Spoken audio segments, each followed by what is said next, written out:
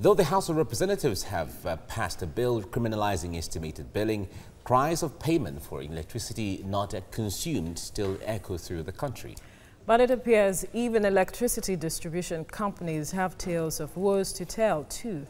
According to the discourse, energy theft is on a large scale amongst consumers, an act the power providers describe as an attack on their revenues. But some persons say some Nigerians resorted to this as a way of sidestepping estimated billing until they are provided with prepaid meters. Latest data from the National Bureau of Statistics show that only 1.6 million electricity consumers in Nigeria use prepaid meters. And joining me now is the public affairs analyst, Achike Chude. He has been following this trend over the years. Achike, good morning. Yes, good morning. Now, the House of Rep has passed a bill criminalizing the estimated billing system, and we wait to see what the Senate will do with it. But how much of a game changer will that be? It should be, but again, we are not unaware of the weaknesses of the Nigerian state and the ability of the government sometimes to ensure that laws that have been passed by the National Assembly are fully implemented. Of course, it is a bill that a lot of Nigerians would agree with because, I mean, people have been very, very upset about what is going on.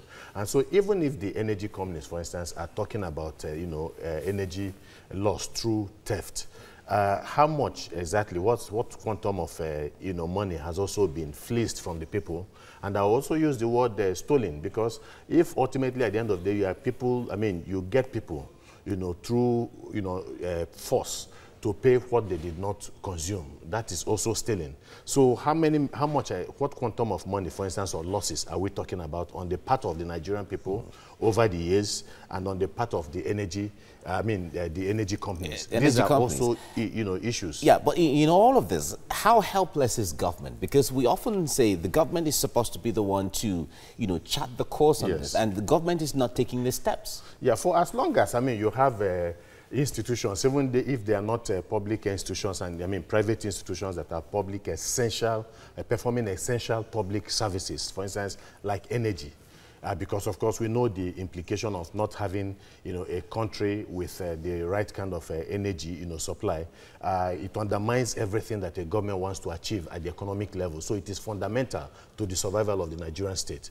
And so when you have that kind of situation, where that is being, sabotaged one way or the other, then you know that we have, a very serious problem. Of course, it would appear that the government has thrown up its hands in despair, and in resignation, by virtue of the statement that the Minister of Energy made some time ago, telling Nigerians to hold the discos responsible for the energy deficiency in the country. And now that is a strange one, because even when private, public companies have been privatized, you set up a government agency to supervise the activities. You regulate everything they do, the activities to ensure they are complying with the standards. That they are complying with standards, and for the purpose of maintaining national balance and cohesion, especially when you're talking about a critical sector like energy. That is not happening, and the government seems to have given up. And that is absolutely unacceptable. They have a duty